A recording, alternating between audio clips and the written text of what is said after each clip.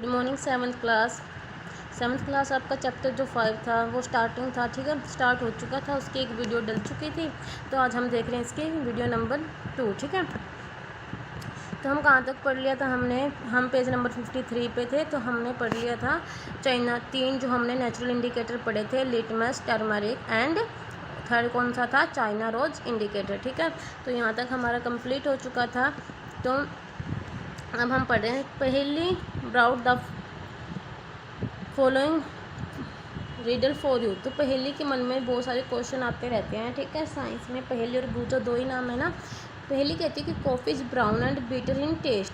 कहती है कॉफ़ी का कलर है जो ब्राउन होता है और जो टेस्ट होता है उसका क्या होता है, बिटर, मतलब कि कड़वा। तो क्या यह एसिड है या बेस है?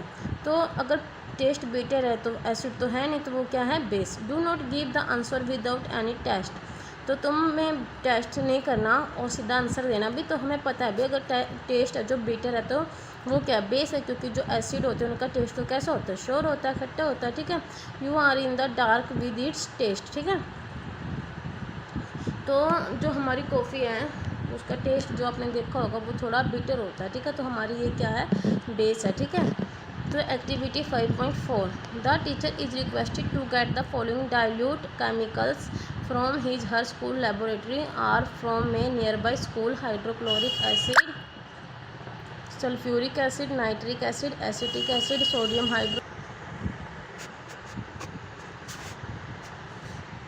Hydrochloric acid, sulphuric acid, nitric acid, acetic acid, sodium hydroxide, ammonium hydroxide, calcium hydroxide, lime water, ठीक है। कैल्शियम हाइड्रोक्साइड को हम लाइम वाटर मतलब कि चूने का पत्थर भी हम बोलते हैं। तो ये क्या है हमारी, देखो हमारा चैप्टर क्या, एसिड एंड बेस। तो हमारे को ये दिखा रखे हैं कि जैसे हाइड्रोक्लोरिक एसिड है, सल्फ्यूरिक एसिड है, नाइट्रिक एसिड है, ठीक है।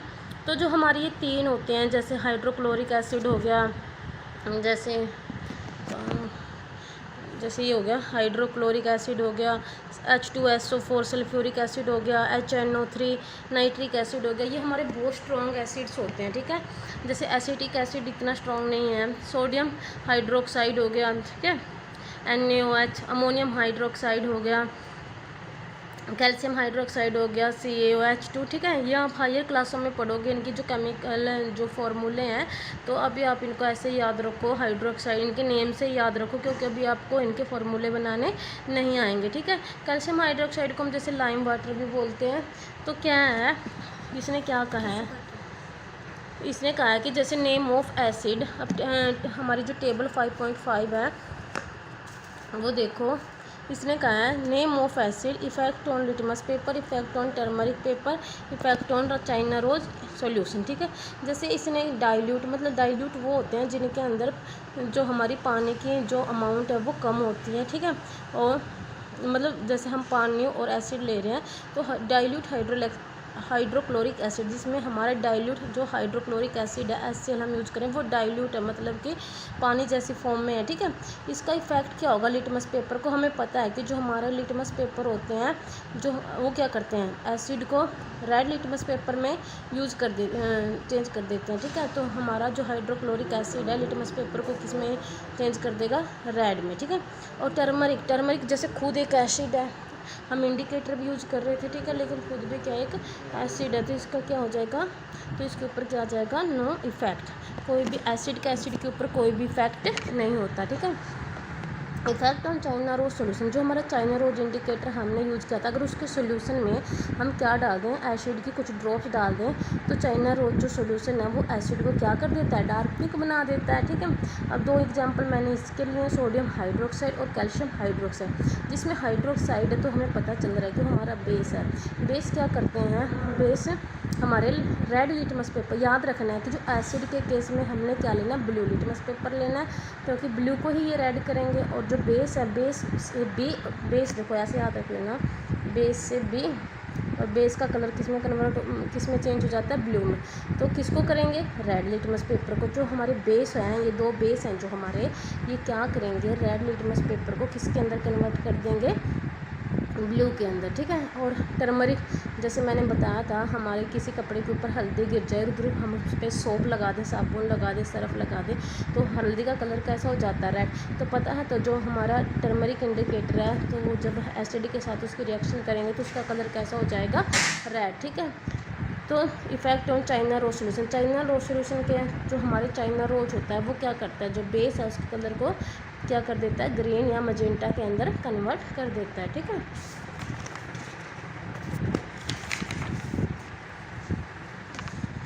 नेक्स्ट है हमारा, are you familiar with the term and rain, acid rain, क्या तुम्हें एसिड रेन के बारे में कुछ जानकारी है।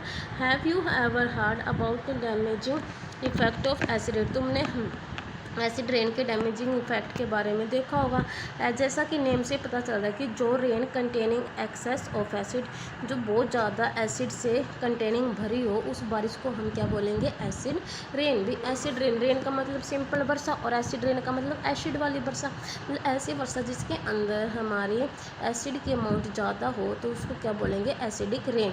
और क्या है जो where do this acid come, ये एसिड कहाँ से आता है। The rain become acidic because carbon dioxide, sulphur dioxide and nitrogen dioxide which are release into the air as pollutants, क्योंकि जो हमारी गैसेज होती हैं, कार्बन डाइऑक्साइड जो हमारे इन्वायरमेंट में होते हैं, सल्फर डाइऑक्साइड, ठीक है, और नाइट्रोजन डाइऑक्साइड एंड NO2 जो हमारी रिलीज की जाती हैं एयर के अंदर एज पोल्यूटेंट्स के रूप में, ठीक है।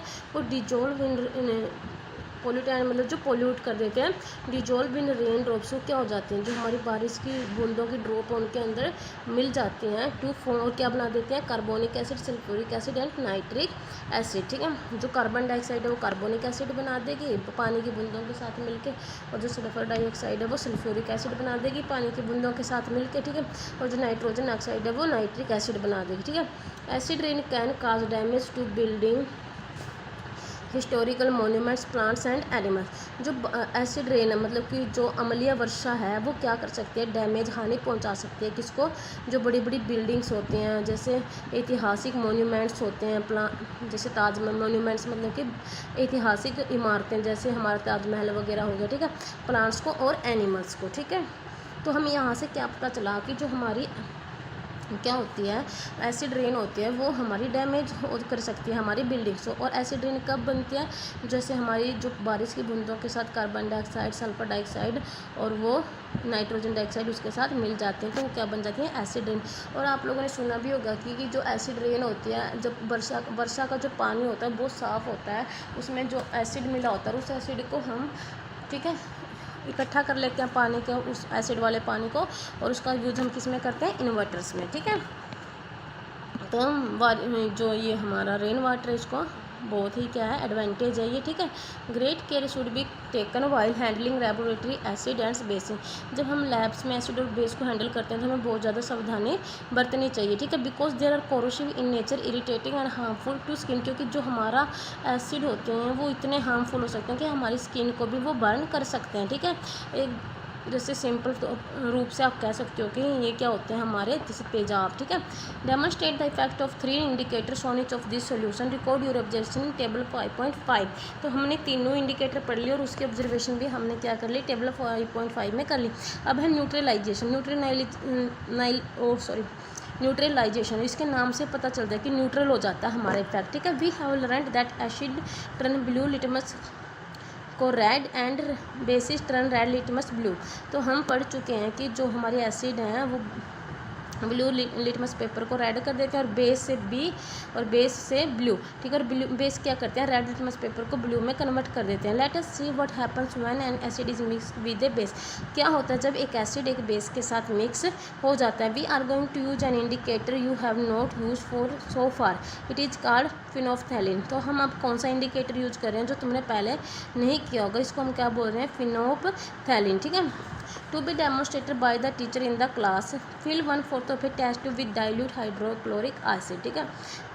डाइल्यूट हाइड्रोक्लोरिक एसिड का मतलब कि उसकी हाइड्रोक्लोरिक जो एसिड की जो अमाउंट है, जो मात्रा है वो गाढ़ी नहीं है, क्या है, हल्की है, ठीक है। नोट डाउन इट्स कलर, इसका कलर देखो, note down the colour of phenolphthalein, और क्या करो फिनोप्थैलिन का कलर भी देखो। जो हमारा हाइड्रोक्लोरिक एसिड होता है, ठीक है, ये कलरलेस होता है, इसका कोई कलर नहीं होता, लेकिन जो फिनोप्थैलिन होता है इसका कलर क्या होता है, पिंक होता है।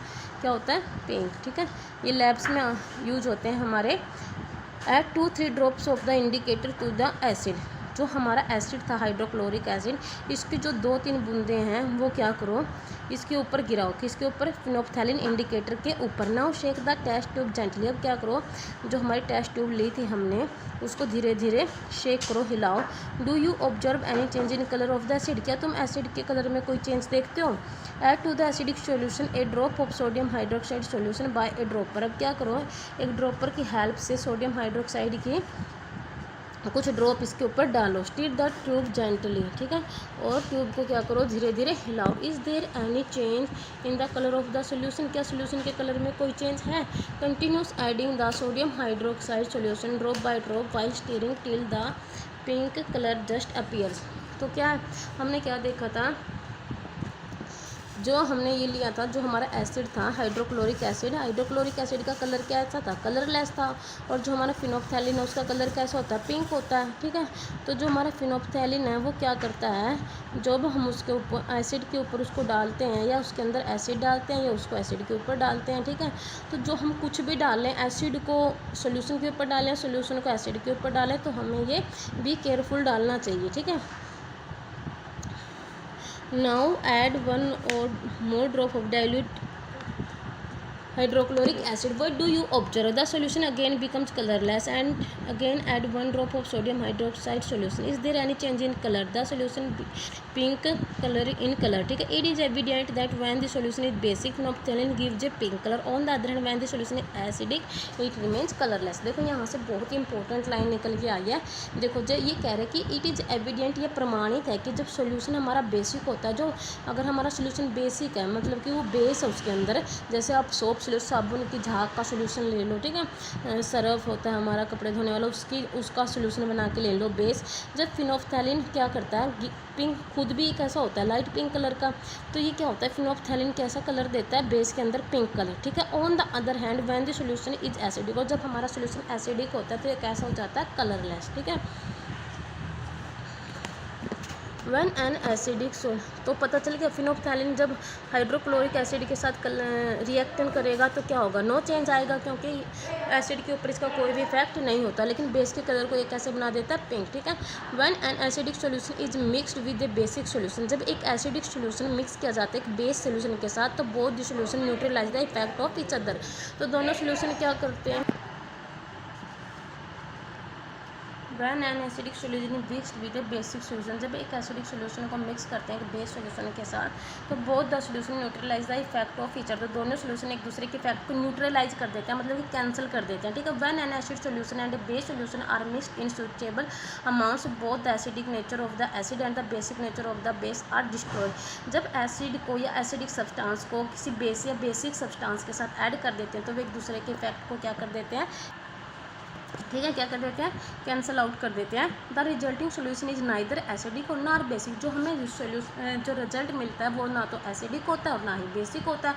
Test the test tube immediately after neutralisation, और उस क्या करो जो टेस्ट ट्यूब हमने ली थी जब उसके अंदर इफेक्ट क्या हो गया, न्यूट्रलाइजेशन हो गया, ठीक है, मतलब कि उसका इफेक्ट था जो एसिड और बेस का वो खत्म हो गया, तो उस ट्यूब को टच करके देखो। व्हाट डू यू ऑब्जर्व, तुम क्या पाते हो, in neutraliser reaction heat is always produce or evolve, जब भी हमारी जो रिएक्शन है वो न्यूट्रलाइजेशन होगी, इसका मतलब ये है कि जब एसिड बेस के साथ रिएक्ट करेगा तो उस प्रोसेस में हमेशा ही क्या निकलेगी, हीट प्रोड्यूस होगी, ठीक है। The evolve heat raises the temperature of the reaction mixture, ठीक है। In neutralisation reaction a new substance is form, this is called salt, जो हमारी न्यूट्रलाइजेशन रिएक्शन होती है उसमें एक नया सब्सटेंस बनता है जिसको हम क्या बोलते हैं, साल्ट, ठीक है। तो साल्ट में भी acidic basic or neutral in nature, तो साल्ट है जो हमारा एसिडिक भी हो सकता है, बेसिक भी हो सकता है, न्यूट्रल भी हो सकता है नेचर में। Thus neutralisation can be defined as followers, ठीक है। तो जो हमारा साल्ट है, साल्ट का जो हमारा टेस्ट है वो साल्टी होगा, ठीक है। सॉल्टी कैसे होगा, क्योंकि उसमें कुछ ना कुछ एसिडिक भी होगा, बेसिक भी होगा, या दोनों का इफेक्ट क्या होगा, न्यूट्रल होगा, मतलब कि ख़त्म होगा, ठीक है। जो थर्ड सब्सटेंस एक नया ही सब्सटेंस बन के आ रहा है उसको क्या बोल रहे हैं हम उसको, साल्ट, ठीक है। देखो यहाँ से देखो, the reaction between an acid and a base is known as neutralisation. जो रिएक्शन होगी किस किस के बीच में, एक एसिड और एक बेस के बीच में, तो उसको हम क्या बोलेंगे, न्यूट्रलाइजेशन, ठीक है। Salt and water are produce in this process with the evolution of heat. तो क्या होता है, जब एसिड बेस के साथ रिएक्ट करता है तो क्या होता है, उन दोनों का इफेक्ट है जो न्यूट्रलाइज हो जाता है, ख़त्म हो जाता है, कैंसिल आउट हो जाता है, ठीक है। और उसमें क्या बनेगा, साल्ट बनेगा, साल्ट जिसका टेस्ट हमारा साल्टी होगा, और वाटर प्रोड्यूस होगा। और क्या होगा, जब भी कोई न्यूट्रलाइजेशन प्रोसेस होगी, मतलब जब कोई एसिड बेस के साथ रिएक्ट करेगा तो हीट हमेशा प्रोड्यूस होगी उस रिएक्शन में, ठीक है। तो following reaction is an example. देखो जैसे hydrochloric acid HCl, hydrochloric acid, और उसने क्या ले लिया, सोडियम हाइड्रोक्साइड। एक एसिड ले लिया और एक बेस ले लिया। जब एसिड और बेस ने रिएक्ट की, तो ये भी आप हायर क्लासेस में सीखोगे, तो क्या होता है, ठीक है। इसका जो पॉजिटिव पार्ट है ये नेगेटिव होता है, ये हमारा पॉजिटिव पार्ट है ये नेगेटिव होता है। तो इसके पॉजिटिव ने इसका नेगेटिव उठा लिया, मतलब कि NaCl और प्लस में H2O पानी, और प्लस में हीट का प्रोड्यूस होता है, ठीक है। तो क्या बन जाएगा हमारा नया सब्सटेंस, सोडियम क्लोराइड। क्या बन गया, NaCl, इसका पॉजिटिव और इसका नेगेटिव, NaCl बन गया, ठीक है।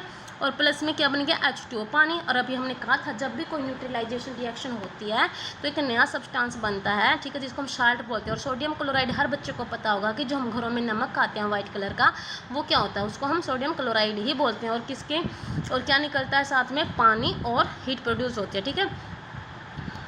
तो भुजो ने क्या किया, Boojho added dilute sulphuric acid to lime water, will the reaction mixture become hot और कूल, ठीक है। तो भुजो ने क्या किया था, एसिड को बेस के, लाइम वाटर को बेस के साथ कर दिया। तो जो हमारा रिएक्शन है, तो जो क्या होगा, हीट प्रोड्यूस होगी, तो क्या होगा, हमारा रिएक्शन हॉट होगा, ठीक है।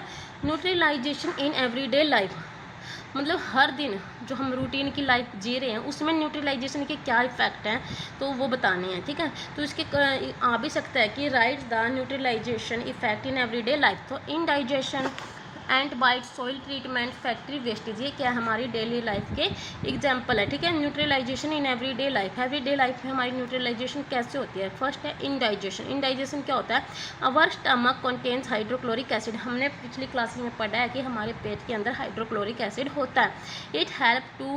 It helps to digest food. यह जो हाइड्रोक्लोरिक एसिड है ये बैक्टीरिया को किल कर देता है जो हमारे भोजन के साथ आते हैं, माउथ में से जो बैक्टीरिया हमारे भोजन के अंदर प्रेजेंट होकर आते हैं उनमें से क्या कर देता है, ये किल कर देता है उस बैक्टीरिया को, ठीक है।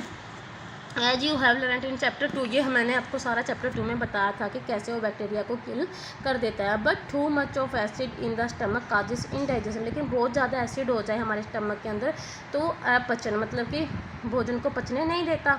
सम टाइम इनडाइजेशन इज पेनफुल, कभी कभी क्या होता है जो अगर भोजन नहीं पचेगा, उल्टी वोमिटिंग होना शुरू हो जाएगी, तो क्या होता है, ये पेनफुल हो सकता है, ठीक है।